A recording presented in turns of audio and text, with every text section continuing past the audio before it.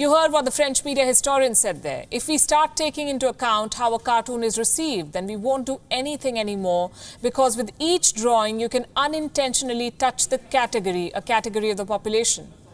This has been the crux of the debate across Europe, not just France. The religion of Islam prohibits images of Allah, Muhammad and all major prophets. But European publications continue with their depictions, citing freedom of expression. This report recounts the many violent flashpoints. The Prophet Mohammed preached that he was a simple man, a messenger for the word of Allah or God, not to be revered himself as a deity. Islamic scholars interpret those teachings as a complete prohibition on any portrayal of the Prophet. Non-Muslims may find that strange, but this is one of the central tenets of Islam. Worship God alone. Idolatry is forbidden. But many European publications have tested these rules of Islam. Charlie Hebdo has gained worldwide fame for its controversial cartoons of the Prophet. Muslims across the world have protested against their covers. But for the journalists at Charlie Hebdo, the offense is the point. They believe that submitting to the demands of the Muslim community will damage French secularism. Secularism is a very important part of the French culture. The constitution requires the government to remain neutral towards religion. At the same time, public displays of religious faith are discouraged.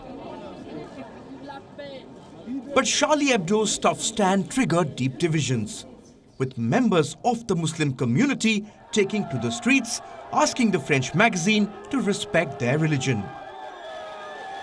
France is not the only European country to witness divisions like these.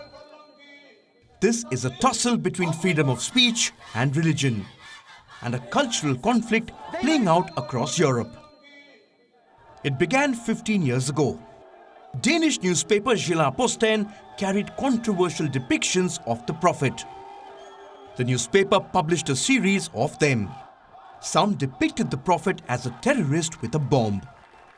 The cartoons brought worldwide fame for its editor Fleming Rose.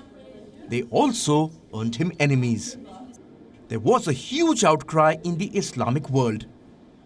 Danish goods were boycotted in Muslim countries. Denmark's diplomats were issued summons in Tehran and Baghdad. Several European newspapers responded by reprinting the controversial cartoons. Things became much worse for Swedish artist Lars Vilks. He has been a target of at least 2 failed assassination attempts. Vilks had created controversial cartoons of the Prophet for an art exhibition. The Al-Qaeda put a $100,000 bounty on his head. He had to be put under police protection. In recent times, the depiction of the Prophet has become a political issue.